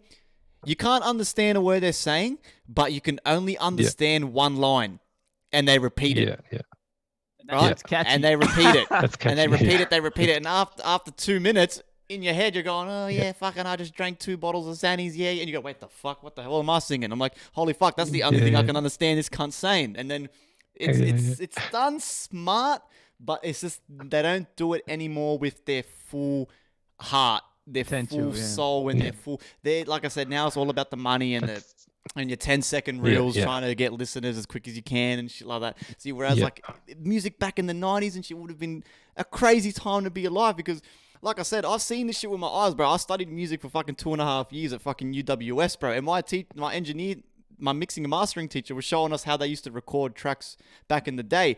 And this is a big reel. You fucking stick it in the machine. You fucking got to wind it and crank the crank. The crank's rusty as. And if you make one mistake, you can't just play, redo. Take the machine out, uncrank it, get the new reel. Like, you waste a fucking $90 reel. If you make one little mistake, that reel's gone. Yeah. You can't use it, can't fix it. Like, but that's also why if you know back then, every single one of those artists, or if you go even further back, man, to like fucking the 60s, 50s, like those motherfuckers bled that shit. They played and sang every fucking day. So when they got in the studio, they didn't make mistakes because they live and breathe that shit. Now we don't live and breathe like that. We don't go to the fucking jazz whiskey club down there and fucking do our music every night and create. Like that's the benefit that they had, and that's why they connected so much with their soul, because they lived it. You know, they lived it. And now we're out here, you know, trying to replicate fucking artistry when we're not. We have to put in the work, and it's hard when you just got to sit at home and rap to a wall for hours, because that's what, you know, because there's no culture out there as much as there was back then, that there was so much music that was live and these motherfuckers could live it. So yeah, they probably do a few takes, but like not like now where we're like the take reward take, because we fucking it's a whole different game too. Times just change, and that's okay, you know, like it's just about adapting and learning to, you know, we're just blessed 100. That we have the medium that we do, and we can do what we do right now. But you know, times just change, and you have to remember that. But in saying that too, like you said, it is change, and we've got no choice either. Like, even if we didn't want things to change, they're changing. Like, you know what I mean? You got to adapt regardless. We have to adapt, and that's the thing. I think that's one of the hardest things about being a musician in this day and age, is that we could learn to perfect this style that we're doing now. Yeah, it's all fun and games. A lot of people like it. But in another 2 years, by 2025, you never know, bro. Country might come back in and be the newest, craziest thing. And if you're not rapping over a country beat, you're not going to get no plays. And we're going to have to start influencing fucking banjos and hillbilly chants and shit. Like, we just don't know where this shit's going to fucking go, bro. But you're living it in another way. You know what I mean? These motherfuckers were playing the same songs for 20 years. That's why they sang that song one time easy. But like, you're out there creating a new song each time and creating another craft. So there's a different form of craft. It's just a whole different realm, I guess, that we back then and here. It's just I guess fully different times, man. But we're making it work with what we can. Yeah, you work with what you got. Did you do any other polls? Was that it? No, that was it. I was fucking real busy fucking trying to share the store and get it all working and shit. Which, by the way, man, we are goddamn live, motherfuckers. We are live for the Discord. Just remember. Tomorrow will be live for the public. Yeah. So Discord, as a thank you guys are in there with a discount code. But please remember, we couldn't sample everything. It's just there's just too much shit. Me and DZ1 can't afford to order $5,000 worth of shit to get every single item shipped out and tested. So we did a few trial and errors. The first jumper we did come out like dog shit. So we put the store on hold, changed it all. So yeah, just remember, unhappy, use the store fucking policies shit to fucking get to us and talk to us. Don't fucking DM me going, hey man, my jumper's crap, because to be honest, I don't read my DMs anyway. So use the website, please. The important stuff I've sampled personally. So the shirts, the hoodies, it's all good. It's just a bit of the weirdest stuff that only ships from the US. So like the thongs, or maybe like the girls' workout gym clothes wear and stuff, which is that stuff. I've ordered already, but it just takes a while to come. So anyway, keep that in mind. But yeah, tomorrow will be live from when we're recording this. I don't know when you'll drop this, Iggy, but I did do a few polls, short notice. I did ask us questions. No one answered because I only put it up like 40 minutes ago or whatever. But the polls I did: is music today better or worse than it used to be? 28% said better. 80% said worse. So 5 votes for worse, 1 vote for better.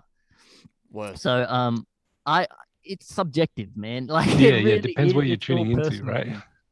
And I bet you all these people that voted are into different shit, rock, pop, rap, and everything's always evolving. So I used to be a hater of mumble rap and new auto-tune shit. But some shit's okay. Like it's like I'm open to it. Like XXXTentacion, Little Uzi Vert. I fuck with that. But the rest of them, no. But for me, like it hits different. Like example, the other day on Friday, we're driving home from the job and we're in the work truck. Right? There's about 4 of us, right? I plugged my phone in and all my 80s music was just randomly coming on shuffle. There's a fine line between pleasure and pain. And the whole truck, we were just bobbing. We're like, what the fuck? And then one of the guy in the front seat was like, man, he goes, they just don't make music like this anymore. I was like, bro, they really don't, eh?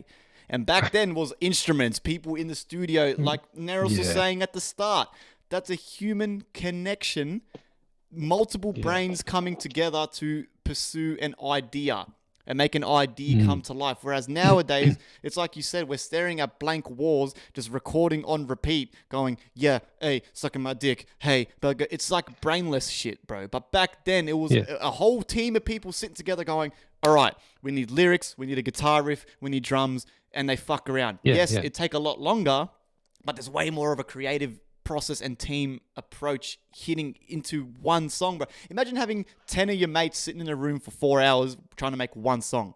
It'll probably come out hectic after a week or so. Like, you know what I mean? Like, well, maybe not your mates, but maybe creative people. Other artists, not my mates. My mates will just get too drunk and fucking end up passing out and shit. Yeah, but then again, be distracting as fuck. But then again, there's also the greatest rapper on earth who you've never heard of. He's got 10 monthly listeners on Spotify. He's pouring his soul, But it's just about what communities you're in, what you're into. It's all subjective. Yeah, and I think Kendrick right now is probably an artist that stands by his fucking heart and soul and creativity, on a mainstream level in hip hop that, that I don't know. I haven't even heard his new album, but I heard one fucking track and I was just like, fuck me, I'm not ready for this shit. This is gonna blow my, because I appreciate, like, my favorite album is To Pimp a Butterfly.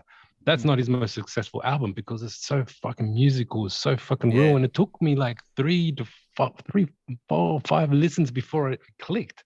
I was like, I know this is good, but I don't fucking get it. And then I listened to it again. And then eventually I was like in love with that motherfucking album. And I was like, this is how it's supposed to be done. You know what I mean? This is how it's supposed to be done. Exactly. And he's got a fucking team. He's getting in there with fucking real musicians, real creatives, and they're fucking making masterpieces, man. He's a great example.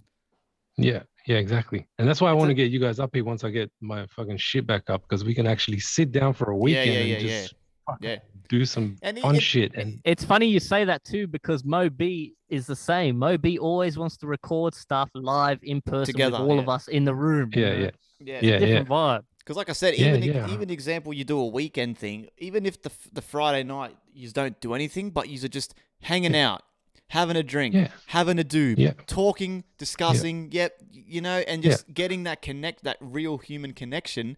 Because then the Saturday morning, you're going to fucking wake up revving and ready to go, bro. You're going to be fucking like, all right, bro, let's fucking do this shit. Like, so. Yeah, exactly. And those experiences, they create different things, you know, like we can be artists on ourselves, but then once you're fucking ready and you can exchange with other artists, it's just coming together, man. That's the art of collaboration. Different and that's layers. Like the art of music as well, sharing in music and creating.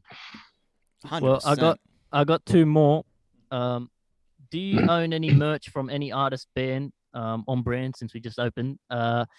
Surprisingly, actually, to be honest, for me, 5 votes for yes, 1 vote for no. Usually we get more votes, but because it's so short notice, it's only about 6 people voting. But so that's still, I feel like, a pretty good sample. 5 people said yes, 5 votes. I personally don't have any merch from anyone except, our own stuff now. But I never was the type. Yeah, but let me say, right, because the small difference is, I reckon it comes down to, like I said, where the creators, and right example, if you're a normie, what's the only possible way you can connect with your favorite artist, right? You can't send him a beat. You can't sit there and try to make a song that sounds like Kendrick Lamar because he's your favorite artist. No. So the best way you can connect and show gratitude is buy the jumper, buy the beanie, buy the socks. So I reckon that's the way that a normie sees it, right? So they'll go, fuck. Yeah, Kendrick Lamar just We're gonna call him something else, man. Okay, normie. Call him. It's like there's just these little retarded humans. They're just. That's what it sounds like. It sounds horrible. Little elves. But I understand what you. I'll say this is the thing. Me and Moby. All right, we'll call them muggles. Anyway, so the muggles, all right. You can fuck you, Mobsy. You can fucking thank Mobsy. For the past 5 years, I've been calling my mates normies and shit. They go, "What the fuck's a normie?" But you know what I mean. Listeners, fans, people who you know what I mean. They can't. Example for me, when I listen to some of my favorite artists, like I try to, example, the album, Spirit. Right, when I released Spirit, the song Snow Dance. That was the first time I sat down and I was like, man, I love Flume. I love his weird shit. He's Australian. I feel like I connect to him.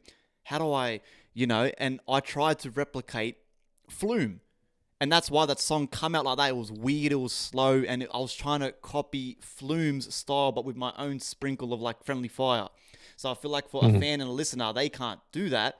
So fuck, bro. Like they will buy merch and shit. Like I've been to dubstep events with international dubstep artists. And the merch line at the start, I went to EDC, right? 400,000 people were at this event, 3-day festival, right?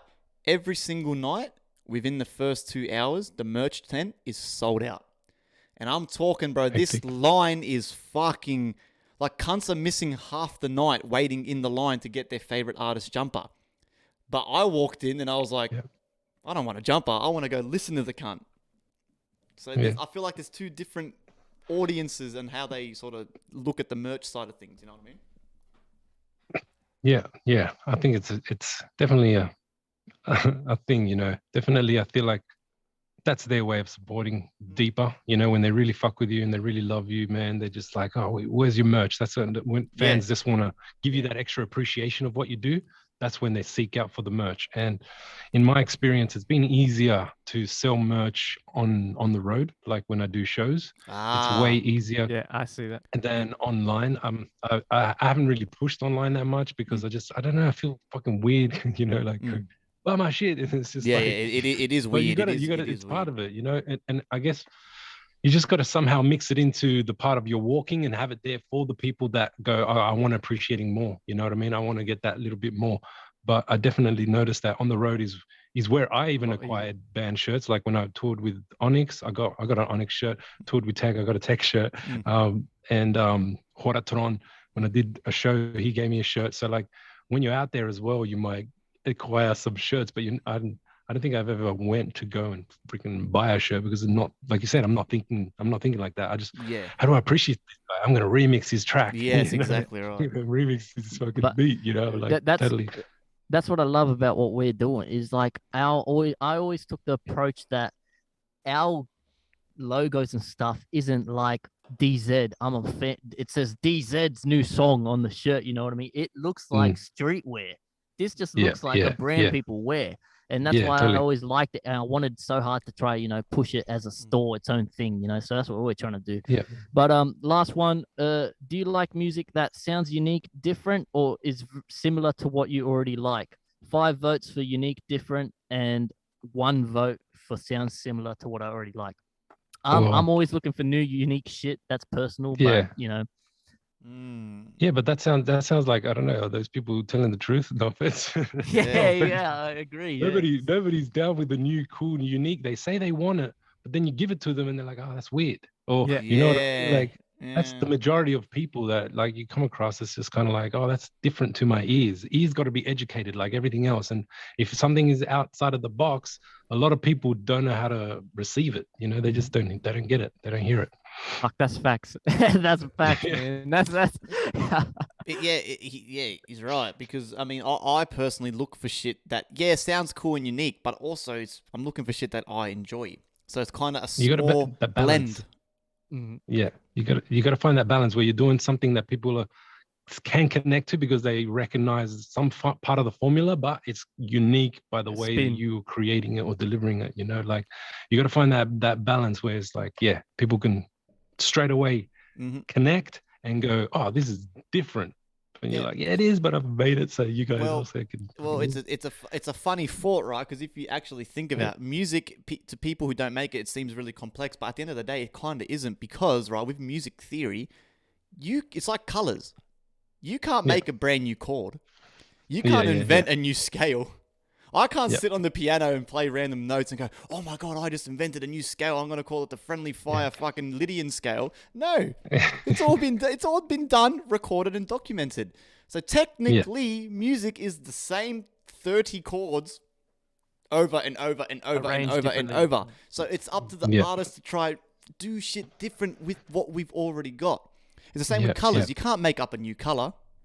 You just can't. It's already been done, documented, recorded. So it's the exact same thing. So it's about artists trying to find a way to use what we've got and turn it into their own thing to attract an organic fan base. I always thought of it like that. It's a weird thing because, like, technically you can't invent new fucking shit, like new scales and stuff. Yeah. No, 100%, man. We're just playing with what's out there, and we just got to make sure that we're, being original, because, you know, we can take a chord from a song.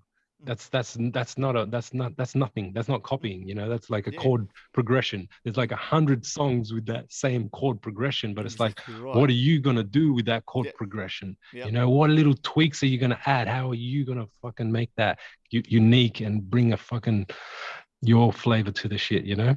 100%. Yeah, so you didn't do any more polls, no more questions and shit like that? No, that's it, man. I'm done. Beautiful. Right, man. So, I mean, NEROS, anything else that you wanted to touch on, let the people know, like, you know, the fans, man, they're waiting and they're eager. And like we said, I'm sure the next thing you do is going to be fucking magical, like everything. But, like, is there anything you want to let the people know, bro? Like, maybe the only thing that I gotta let people know right now is to expect me live this year. Yeah. Fucking yes, man. Fucking beautiful. Just expect me live this year. I'm not gonna announce anything yet, but Fuck yeah. Just 100%. expect me live in Sydney too, and in Brisbane. Oh, Yeah, fucking that's hell. dope. We'll see about the rest of the cities, but at Yep. the moment, those are the two Yes. cities that are locked in. Here we We'll go, put man. your links. We'll Yep. put your links anywhere, like even though you know Yeah. the Instagram, all that. But yeah, we man. gotta probably. What would be a good idea is that to do murder in some of those shows. So Yeah. Let's keep that. Hey. That's Let's keep that. Look, yeah. you send us a message, we'll respond, man. We're Goddamn, be hungry. there. Yeah, man. You we're know, hungry. that's a stage track. That one will go fuck good yeah. live. So Woo. it's Man, I was there. It talking, bro, exists. So. That shit, if that happened, bro, I'll be on the stage throwing beer cans at cunts, bro. I'll be fucking like, Yeah. I'll be going. Well, it might happen multiple times. We'll see. Yeah, Like, let's do it, man. Hey, you know, We do got to get together, do more shit, do more video calls and podcasts. I think what would even be fun, I was thinking too, while we get other guests on Zoom, we should get you to join in and just fucking jump in as like a host, and we can ask a bunch of questions to younger artists and sort of get their, you know, ideas on how they're sort of approaching things, you know, because like I said, you, with your experience, you could pass on the wisdom to these younger people. So I think shit like that would be very fun. So guys, thank you very much. NEROS, thank you so much for coming on, bro. It's been hectic. been a blast, Fucking- man. yeah, man, Awesome. it's been awesome. Man. It's I was crazy. always It's crazy because I reckon we waiting. could, if we went down a rabbit hole, we could sit here, I reckon, for 5 hours. Oh, dude, 100%. I was like, he said, do you have anything else to say? I'm like, fuck, we covered so much. And I'm just kind of like, I like to, whatever pops up, go there. Yeah, you know, like, 100%. I didn't come thinking like, well, what I wanted to talk about or anything, but I just trusted that, you know, you guys had a few things that we were going to just pop through. Bounce And up. yeah, I prefer people asking me shit and like, let's go. But I don't know. Like, Fuck. no, man. it's been awesome. And I know we could fucking talk for days. Probably, man. we should do more of just getting together and just talking for days. Absolutely. Talking, Absolutely, man. shit. So guys, thank you very much. Episode 37. Remember, the store is live. Let us know what you like it, what you are buying, and we will. So far, as probably predicted, trackies have been on everyone's shopping cart. So we should have probably done a few more colors, but that's something we can talk about in the future. And just for now, we're just chilling, taking it slow.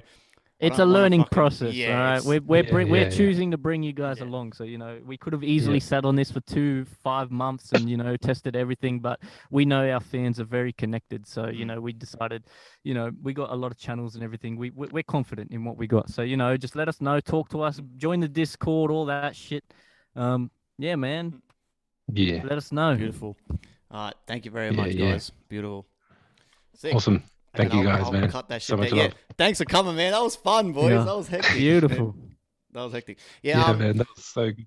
We'll keep in touch. We'll do more of this shit. And NEROS, let me know whenever you're ready to fucking, even if you want, I can just send you random throwaway beats and you can just, like I said, use it to practice the freestyling and just do random little clips. Okay. It doesn't have to be anything crazy. Just fucking, like I said, because I've got a 100%. I've got a hard drive. I'm always looking for beats, so yeah, I'm just like going on YouTube and just freestyling to random fucking beats. So if they're yours, then I can just shout you out. Yeah, there you go. And then if it's used, it's used. If not, like we'll see what happens. Yeah, sick. All right, guys. Thank you, NEROS, man. That was hectic, bro. Thank you. Yeah, man.